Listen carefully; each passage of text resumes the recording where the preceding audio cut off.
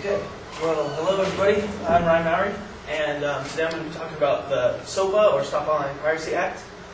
Jacob, if I'm correct, did a speech on it last week, but mine's, instead of an economic focus, it's going to be an individual rights focus. So a little background on the bill. It was introduced October 26, 2011 by Representative Lamar Smith. And basically what the bill does is it allows the Department of Justice to serve court orders on internet providers to make copyright infringing websites inaccessible.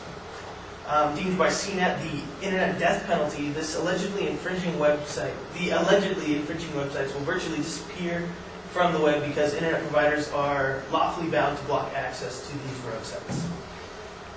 And then if you didn't know already, the bill was just recently shelved after the massive online protest, like most notably the protests by Wikipedia, Google, and Reddit. So I'm here to tell you today that the Stop Online Piracy Act will be detrimental to American individuals' rights. The SOPA will, 1, set a precedent for regulation over internet, potentially leading to the violation of the First Amendment freedom of speech. And 2, the SOPA will dismantle individual consumer creativity.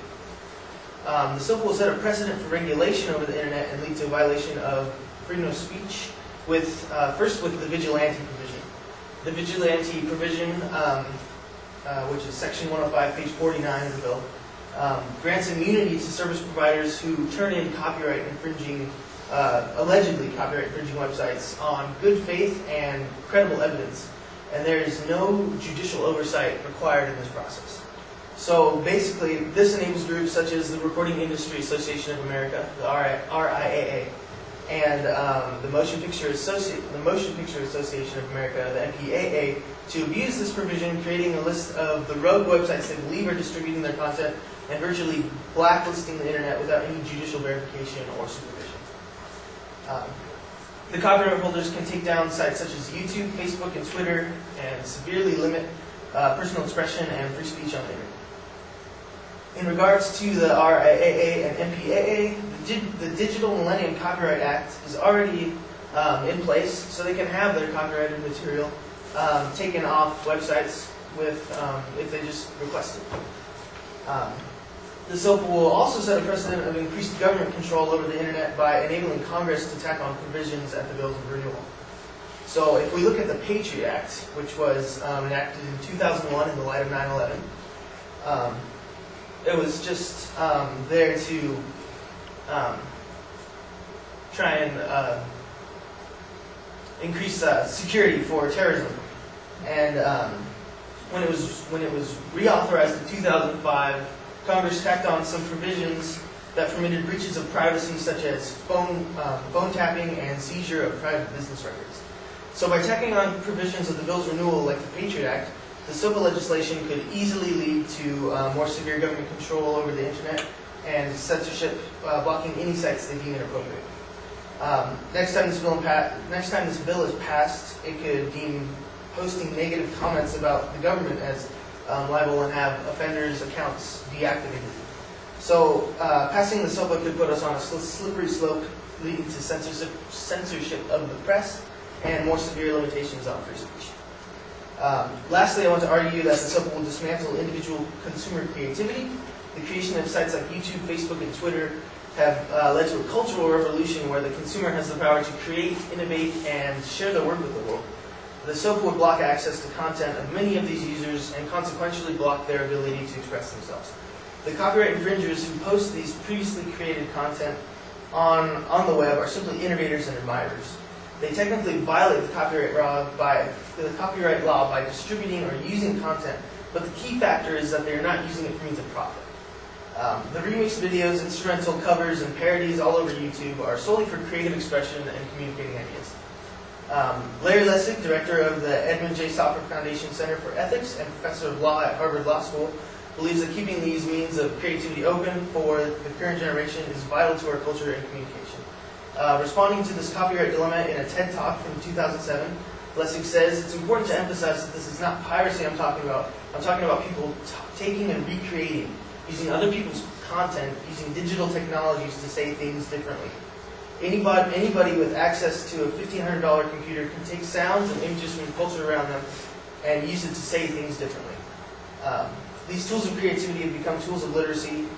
It is literacy for this generation. I share this sentiment with Dr. Lessig and believe it is very important for the masses to participate in innovating aspects of their culture and being free to share their ideas with the world. I will conclude by saying that the SOPA threatens the well-being of Americans' individual rights and freedoms of expression. Censoring and limiting the internet defeats a very vital part of our creativity and culture, and the SOPA should not be allowed to defeat individual creativity and expression. Thank you for your time.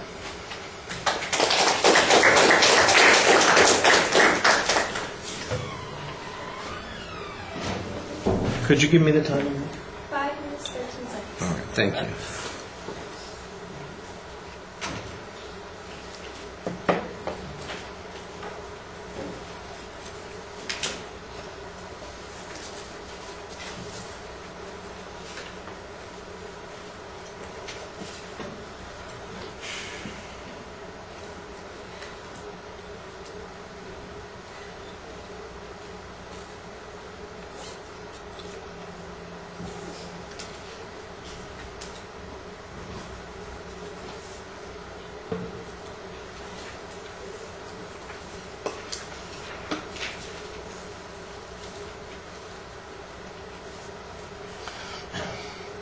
All right, well, I like the introduction, trying to distinguish your point of view to the other point of view that we had on the same subject.